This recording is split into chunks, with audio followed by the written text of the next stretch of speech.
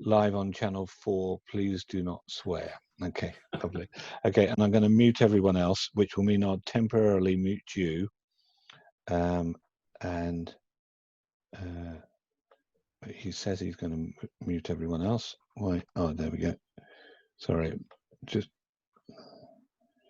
right. If you want to talk to me, then right. There we go. I'm muting Chris Gardner. No, I've unmuted Alan Moxham. Oh, there you go. Right, I think we're ready to roll now. So, okay. So today, speaker is Chris Gardner. Chris is a really brilliant business coach. If you speak to people who's been coached to him, he helps their profits go up, so they get financial freedom. He helps them have more fulfillment in their business. And what was the third F, Chris? Well, it starts the first one, which is financial security, and then freedom. Yeah. Okay. Lovely. Okay. So, if you've got a question, people go through the chat box. That would be brilliant. Okay. Thank you. And I'm going to mute myself as well. Okay. Good morning, all. I don't know if everyone feels the same as me, but as I listen to Alan's kind of soft tones there, wielding the power over us all, the muting us or inviting us to speak, it's with no apparent ego. So good morning all. Yeah, my name is Chris Gardner, and the business I run is called Strategic Mentors. I know it's good to see some familiar faces here. And yeah, hi Fiona, I see you waving there, and I will be doing my best to have a speaker mind. And absolutely, although at any point, rather than this being a kind of a one-way thing, although Alan, you've muted everybody, I would invite the opposite. I would, if everybody mutes themselves, but then you have the ability to unmute and just ask any questions at any time. I'm quite up for interruptions. That's totally fine. So if you'd like to enable that, Alan, that would suit me fine. So you have control over your own mute, and then just come in. Not least of which, because I'd like to start with a question actually, which is just to take a sort of temperature check of what at the moment what I see in the media is all the focus is on COVID-19 and lockdown and personal impact, and not very much yet, at least what I've seen, on the future and the imminent impact on what's going to happen in the economy. Just a straw poll, so not a lengthy debate on it, but what's the temperature check in this room, as it were, on what your expectations are? Is it generally something to be worried about? Is it something that is going to be okay? Just a couple of sound bites would help, just so we get a feeling of what's going to happen. And I think you have to unmute yourself and just shout. I'm trying to be realistic. I'm an optimist by nature, but I do believe it's a time for opportunity. Okay. I mean, in my field, I honestly believe people are going to want that edge of rising to the top, of communicating effectively, and they may need it for interview skills. So I just want to be ready and waiting and have the right mindset myself. Okay, cool. I'll endeavour to tap into that a bit today, Fiona. Thanks for that. Anybody else? Graham, James, whoever wants to go first. I think at our level, everybody's identical opportunity. But I think the economic structure is in free fall, and they're waiting for it to sort itself out. Okay.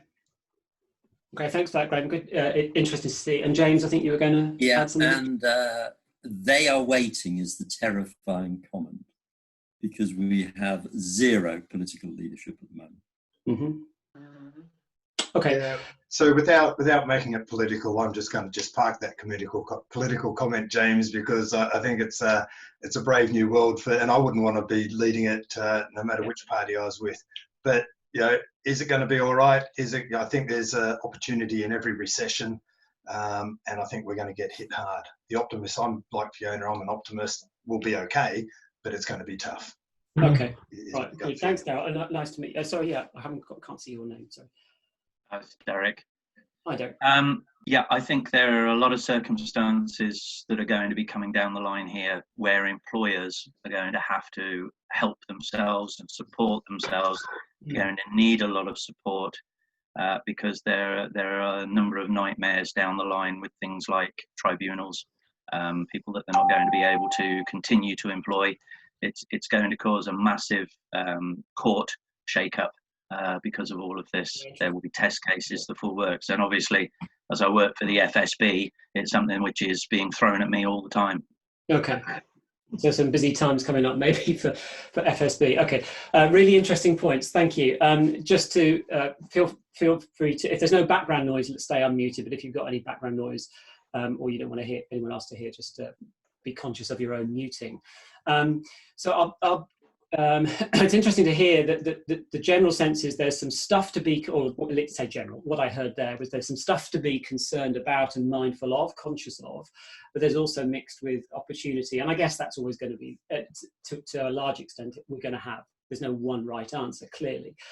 What I'm mindful of is what happened in 2008, where we went into what was initially called the credit crunch and then the full-blown financial crisis. And I don't know if you remember the news coverage at the time, but I remember thinking myself that when you see the news have an icon, that they present, right, here's the news on the recession, which had not happened at that stage, but they were predicting it was going to be, and this icon had this graph coming down, that this became a self-fulfilling prophecy, because the media, clearly the way the media operates, they need to have attention, and the best way to get attention is by worry and fear and uncertainty, and therefore this becomes the general feeling in the economy. And I think at the moment it's fascinating. I find it fascinating that we're not looking at that right now. We're looking only at the personal impact and health impact, and that not yet understanding, or not yet, the media doesn't seem to be focusing very much yet on the financial tsunami that is bound to happen. I wanted to get a sense of that because I wanted to introduce the idea really of it being of how we respond is absolutely a personal choice, because there will be, I entirely anticipate there will be a general climate, an emotional culture of worry and concern and battening down the hatches. And when battening down the hatches happens, cash flow around the economy slows down. There isn't less cash physically, but it just stops moving around because people are afraid.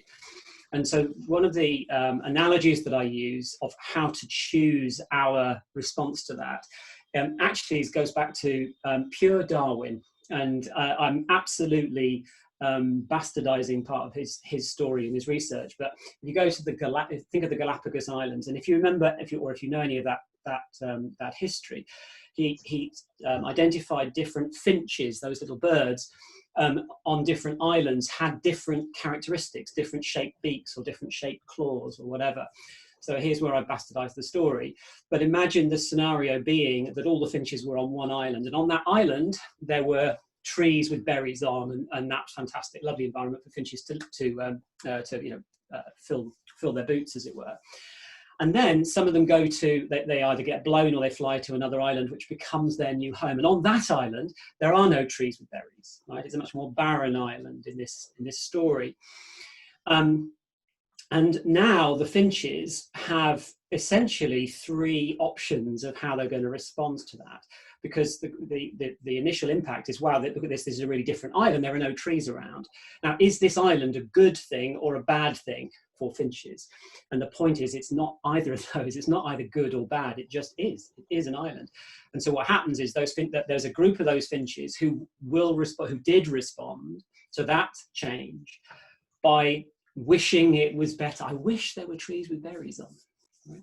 And those finches are not around to pass on their genes. Those don't exist anymore, the ones that took that route. There is a second lot that who said, well, we'll wait for the trees to grow and the berries to come, because we hope it'll happen. And sadly, they're not around either. And of course, it's the third group who said, oh, well, this is interesting. Well, look, what else is there around? Where's the opportunity, if you like? And and here I'm completely mucking up the story, but there's nuts in the ground. All right, well, let's use our claws to get the nuts out.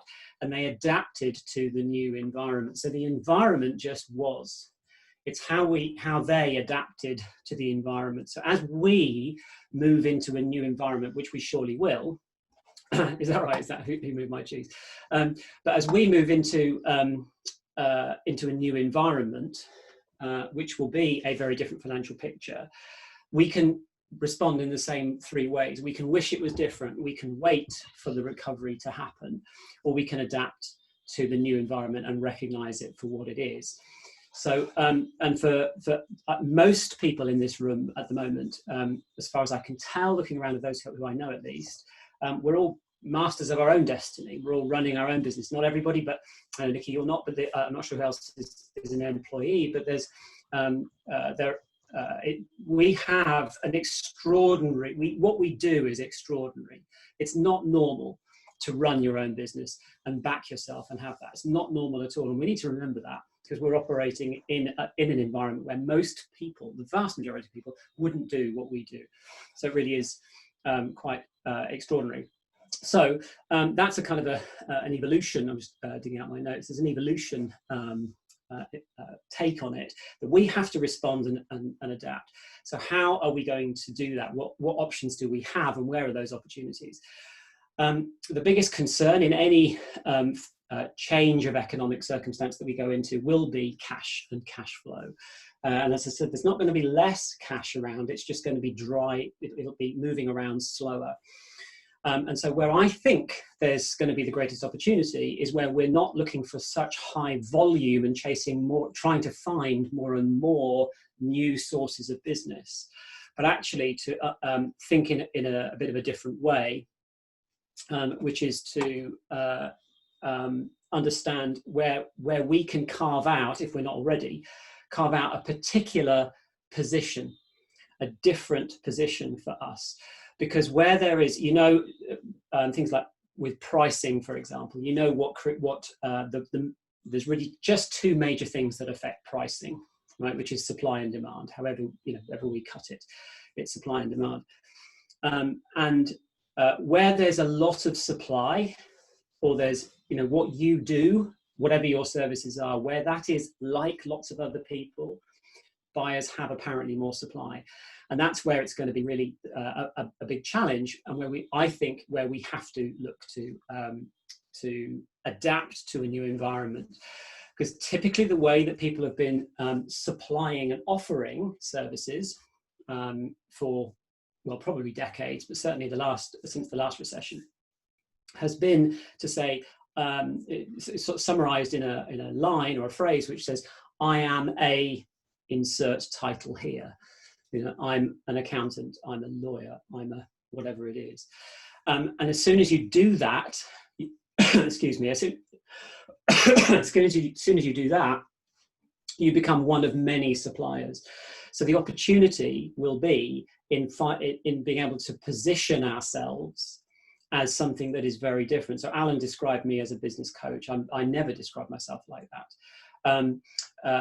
But also, Alan, you also said that you take the view where there's plenty of work around. Completely there. Well, there is. It's a massive world out there with massive amounts of opportunity, but where we're trying to take off small slices and try to tap into lots of clients, if you're offering services, it becomes really very concerning, because and you have more uncertainty about your own services often. And then what is the instinctive response when there's uncertainty whether people are going to buy? What most people will do, and I'm not saying it's anyone in this room, but it's true out there, out in the world, there'll be price reductions. We'll start offering discounts. And as the going gets tougher, and as apparently buyers get scarcer, reducing prices will be a predictable behavior from people. So this is the key bit that I'd like to share, which is I think it's a different way of thinking to create the opportunity for your business going forward, whatever you might be offering. And just go back to demand and supply. And if you you can, I was going to draw it on my screen and share it on the screen, but if you've got pen and paper there or whatever you want, you can also draw it yourself, or you instead draw it yourself. But if you do a normal graph, so an X and a Y axis, a vertical, horizontal axis, and the vertical axis is quantity and the horizontal axis is price. Okay, if you're drawing this. In fact, I'll try. Chris, if you want to share your screen and select whiteboard, that will give you something to draw on. I'm trying to. I might do it. Oh, it's disabled my screen sharing. So if you click on security, is it? Yeah. Okay. Sorry. There you go. Let me try it this way. Yeah. Okay. I can do it here. Okay. So you should be able to see my screen. So if we've got the normal supply and demand with quantity and pricing like that. My question is, and now I've lost sight of everybody on the screen, but my question is, what would the demand curve look like normally? So I'm just getting you to think about this instinctively and intuitively. So in other words, with price, as price goes down or as price goes up, do you expect demand to be higher or lower? Right. Anybody want to shout out? And I'll draw it. I can't see demand for lower price, supply and demand laws there. Say again, Fiona. Because of the laws of supply and demand, you're going to have higher demand for lower price. So lower demand, it will have a higher, sorry, lower price will have a higher demand, and the opposite is true, of course, right? So that's your typical demand line, and without going through the theory about it, it's reasonably well understood. That's the supply would be the opposite way around, because there are more suppliers are interested when prices are higher. Well, that would be the typical way, and this that's the received wisdom, and I refer to that as price-led demand. Right, this model, this way of thinking, is price-led demand. In other words, it starts with the price and says what's the demand going to be. So if I reduce my price, I expect demand to be higher. That's the theory, that's the instinct, and that's why, that's what drives things like discounting. Because if I discount, if I reduce my price, I expect demand to go up. Now, I'm not showing anything very revolutionary here, but this is, I'm just going to slide that off and draw something, the same thing, but with different axes, because this is where I think the opportunity is. So now I'm going to look at the same thing, supply and demand, but instead of quantity and price, I'm going to look at value, which is akin to price. And on the vertical axis here, on demand at least, I'm going to look at intensity, right? So it's how badly do I want this thing, right? And now we're going to have the same two lines. It's going to look like an X on the graph. But this time, the demand curve looks like this. Instead of the other way around, it now looks like this. Because when there's more value, and value is driven typically by pain or concern. And so when there's more pain, there's higher intensity of demand. And so what happens is that when there's more pain or there's more intensity of demand, the value that the client experiences is higher. They would pay more. So value becomes price. They will pay more when they experience more intense demand. And the same way, I'm going to just mirror it, put the supply on there, but this is not I'm going to change the x-axis, sorry, the vertical y-axis now. It's not about intensity, it's about, for supply, it's about capability. In other words, how many are able to, or quantity of capability, how many are able to supply at that value. So this, the point that I'm trying to get to here is this is where I think our opportunity lies, which is to say where we're offering to help our clients, offer services and so on, that are really in demand by our clients. And because when it's really in demand, they value it more. And when we do that, and when we do that where we're different from other suppliers, so there's rare supply, then we have our sweet spot, because there's low supply capability and high demand intensity, Therefore, the prices, the value that the clients will put on it are higher, and we're going to be in a unique position to do it. So this, where the previous version, the classic economic theory, this one is price-led demand. If I change my price, I expect demand to go up or down. This one is demand-led value, which can become demand-led pricing. But we're not starting with pricing as the competitive position. That's our opportunity. We're starting with what is really, it's not even what we can do, it's what our clients are suffering from, what their pain is, what their frustration is. And I'll stop sharing that now, so we can go back to the screen that you choose to see. But to tap into that, two things need to happen. One is we need to be clear where the value is, what clients really and prospects really are experiencing, what their real pain is. And the second is we need to be different in our ability to do that. And I'm not going to go into the difference bit on this talk, but just what do our clients experience? And so that horizontal axis of the value, if you picture that horizontal line as a spectrum, right, from low to high, then at the left hand, and this is, I now refer to this rather dramatically as the scale of pain, right? So at the low end of the scale of pain for our clients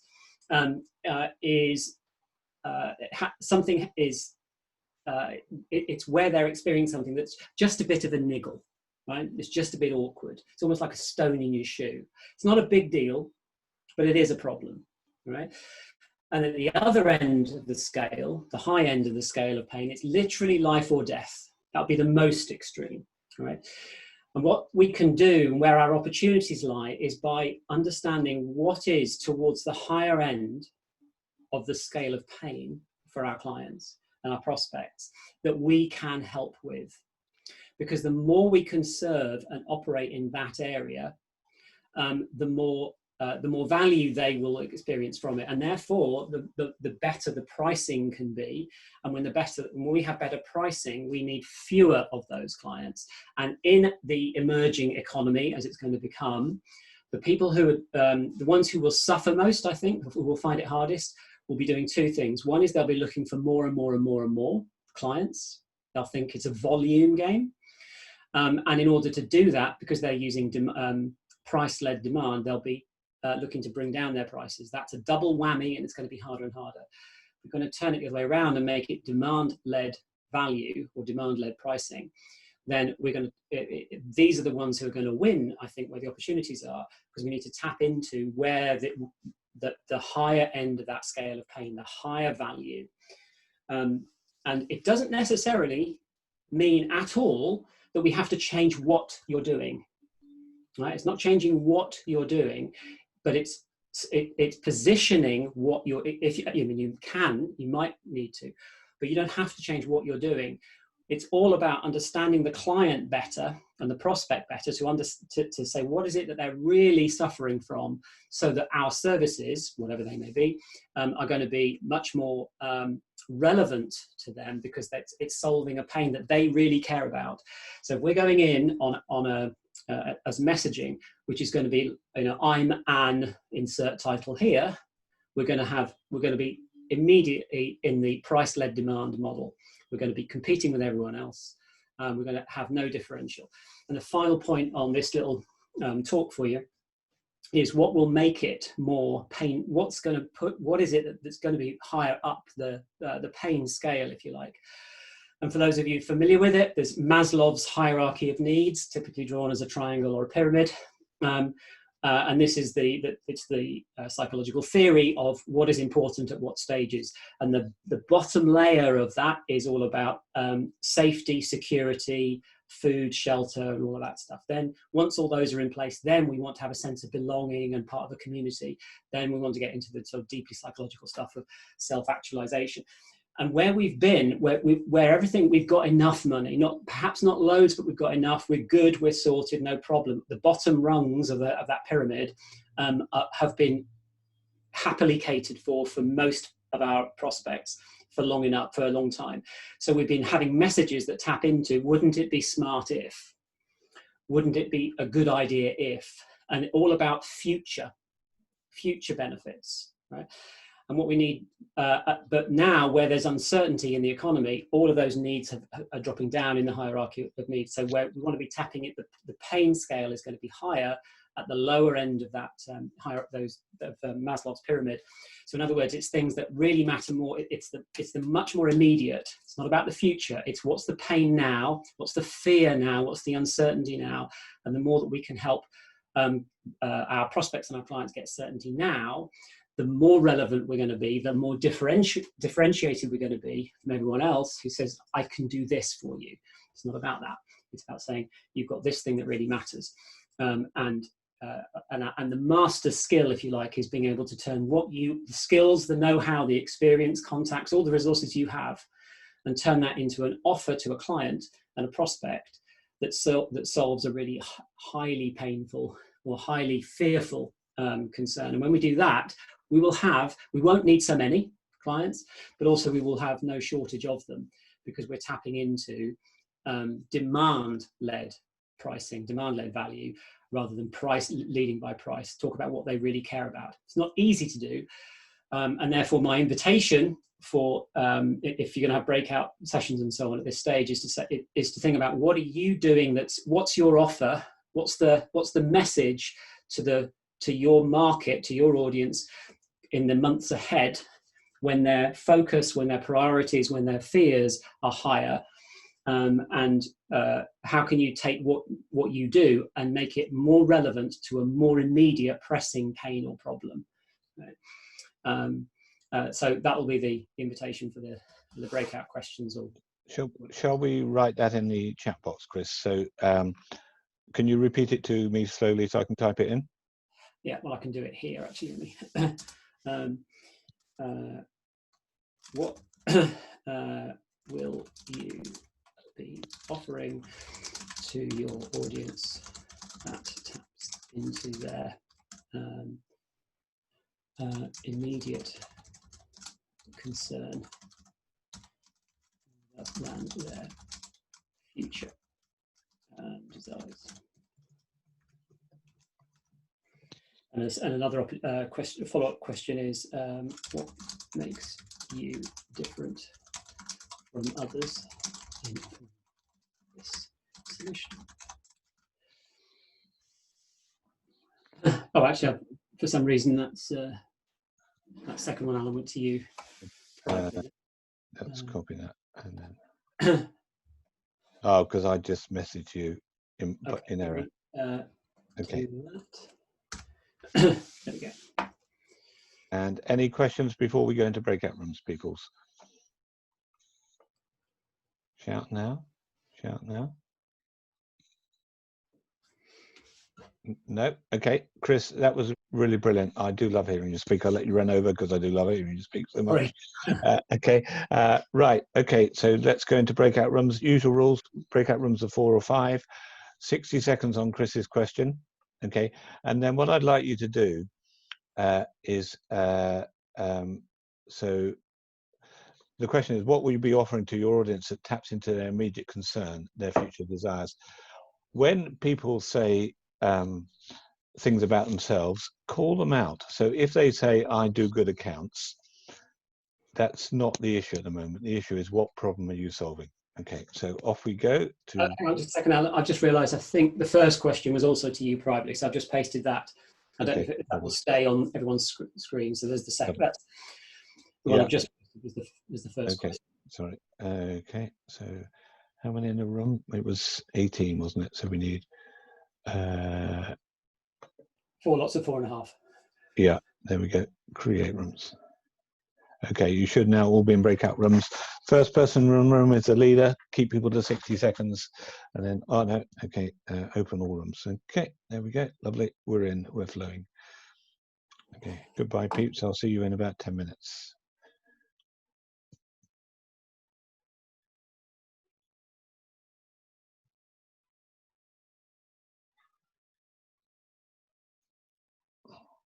Okay, you need to click on join breakout rooms.